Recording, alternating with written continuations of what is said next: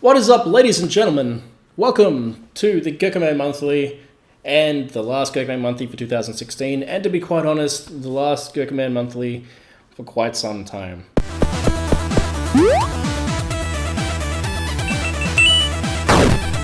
Before I get into that, I'm going to quickly go through my pickups. I'm not doing anything fancy with the video this time. Frankly, I'm a little swamped with work, so I just want to get this recorded, and I'm just going to briefly go through the games I picked up and talk about them. So last month was the month of the Black Friday deals. I also did quite a bit of thrifting, so I picked up some stuff thrifting, but I've got some things here to show off, some little things I've grabbed. Nothing crazy, nothing overly exciting, but just little things for my gaming collection. First up, for the PS3, we got Warhawk, multiplayer only game, long dead, picked up just to mark it off my checklist of games that I have. Likewise with Homefront, I know this game is supposed to suck. It's by THQ, it was released just before they went under. Don't know much about it, and probably never going to play it, but it's another one to tick off on my little checklist. And lastly for the PS3, we have Dante's Inferno, which, to be quite honest, I would have preferred the Xbox 360 version, but I kind of am glad I got this one because it comes with a copy of the soundtrack, which is pretty cool. I've been wanting to play this for a while because it's by Visceral Games, the same guys that did Dead Space. As most of you know, Dead Space is one of my all-time favorite games. And this was in development by them at the exact same time, so I'm kind of curious to see. I know it reviewed kind of averagely, but I'm kind of curious to see how much crossover there is visually between those two games as a bit of a novelty thing. Next up, we have some games for the Xbox 360. First of all, we have Kingdoms of Amalur: Day of Reckoning. I really like this game. I'm currently replaying it. As soon as I finished my last playthrough of Dark Souls, I actually put this in. I've put in about 30 hours, and this is my second playthrough of it. And I'm maybe 2/3 towards the end. The company that made this went under not long afterwards because the game didn't sell particularly well. It's a bit of an underappreciated RPG. If you like action games with light RPG elements, I would definitely suggest this to you. I'll be writing a review up of this, which I'll be going to later on my Tumblr. But yeah, if you see this around for cheap and you have an Xbox 360 or PS3, or if you see it on Steam sale, and you want a good time sink, this is a good one. I also managed to re-pick up Bulletstorm. I've already reviewed this over on Tattletale Gaming. I lost my copy. Now I have another one. I only paid like a couple bucks for it. Bulletstorm is great. And if you haven't played Bulletstorm, play Bulletstorm. Forza Motorsport 3, I picked this up at a thrift store for $3. So now I have all the main Forza games except for the first one on the original Xbox. I enjoy Forza. I'm not a cars guy, but I enjoy those games. I find them kind of relaxing to play. So glad to have another Forza to complete the set, basically, of everything that's been released up until this point. Excluding the Forza Horizon series, which I don't have any of yet. And I really want Forza Horizon 3 because it's set in Australia and it looks great. Lastly, another thrift shop pickup, and that is Skylanders Giants. I paid $1 for this. Never played Skylanders, don't know what they're about, don't have any, but it was $1, and it's on my spreadsheet, and now I can tick it off my spreadsheet. I don't know, it looks like kind of like a platformer on the back. Is that what these are? I enjoy old platformers, I don't know. I guess I'll find out if I ever get around to playing it for some reason. Lastly, for the Xbox 360, and these are the two I'm really excited about. Yes, Big Bumpin' and Pocket Bike Racer. I now have the full Burger King trilogy. I paid like 99 cents for each of these two at a pawn shop, and they were both in really good nick. I will, of course, be saving the cover of these, just like I did for my Sneak King. Yeah, I'm really glad I managed to pick these up before I went back to Australia, because you can't get these in Australia, because they're North American releases only. And of all the pickups, these are the ones that are exclusives to this country, and yeah, I'm just really glad to have them. And just look at this. Look at this cover. It's like a chicken, and the Burger King. Oh my god. Probably a terrible game, but glad to have it in my collection finally. Lastly, and this is where the Black Friday deals come into place. I bought these on Amazon. I got these 3 games as well as a Junji Ito manga hardcover and a keyboard and a mouse that were brand new, all for under $100. I think collectively for all those games I just showed you, I paid $30. So I mean, it was a pretty good month.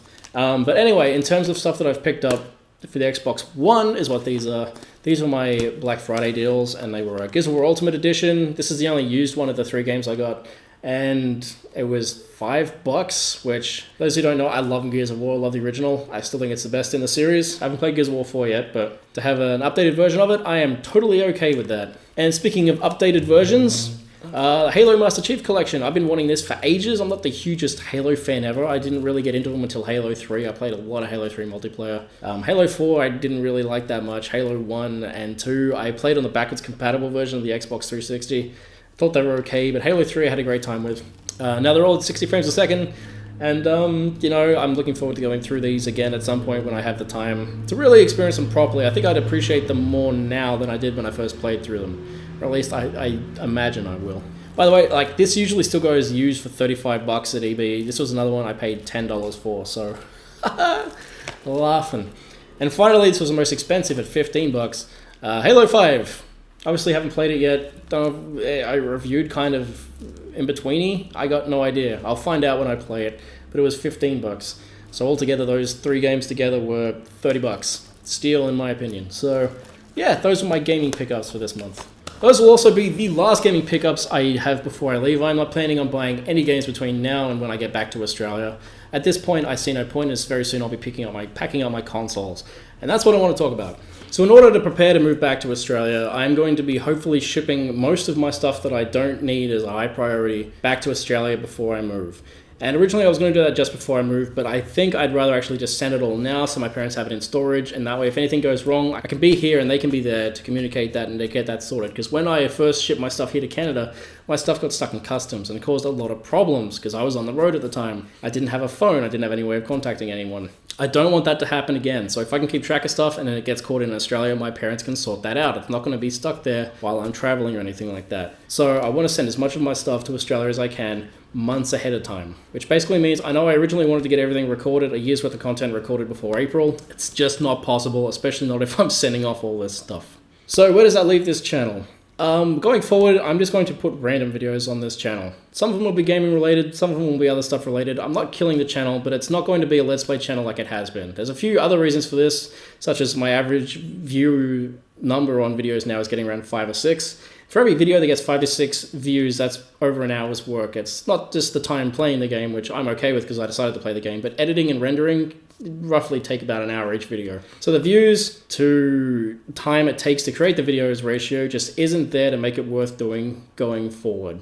It's also eating into other creative period times that I could be spent drawing or working on shooting the catfish or any other number of projects. So I'm going to let all the videos I've already recorded just slowly trickle out on the same schedule they have been. And after that, I'm just going to put, you know, if I decide to make a random video on a game or walking around exploring somewhere like some of my previous videos have been, my field trip videos, like I might still make stuff like that and put that up on here, but I'm not going to be trying to keep a schedule of keeping games coming out every blah blah blah and spending all this time recording, because between work, preparing to move, and trying to get my company Visitors from Dreams back up and running again, which I think should be a much higher priority than making Let's Plays, even though I love making Let's Plays, and I don't want to make out that I don't enjoy doing it, because I do. I just think that should be a higher priority. And I will also be donating all of my recording equipment to Jess. I'll be shipping that all the way over to Ontario. I think her channel would benefit more from having this equipment and some of my other games and things like that than I do at this point.